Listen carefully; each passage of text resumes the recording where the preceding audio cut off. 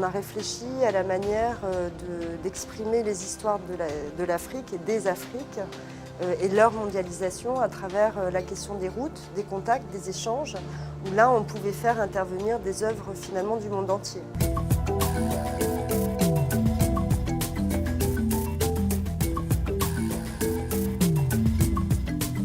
Par cet angle-là, finalement, on arrive, me semble-t-il, à montrer à quel point les Africains étaient comme les autres au centre d'un monde et du monde, ouverts sur ce qui se passait ailleurs, réagissant entre eux, et ceci depuis les débuts de l'humanité.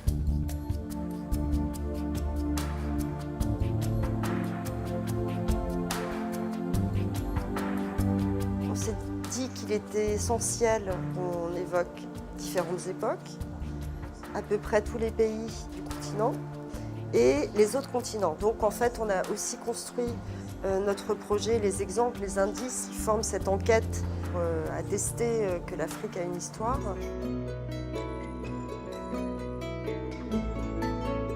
On a pris des ensembles d'objets de différentes provenances qui couvrent l'ensemble de l'Afrique, alors pas seulement subsaharienne. On a l'Égypte, la Libye, le Maroc, la Tunisie, l'Algérie et Madagascar évidemment.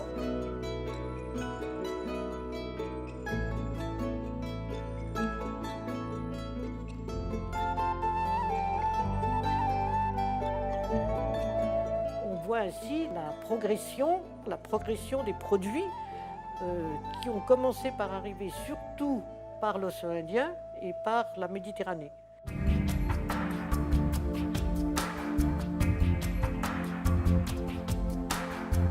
La question de la reconnaissance de l'histoire de l'Afrique est un peu problématique.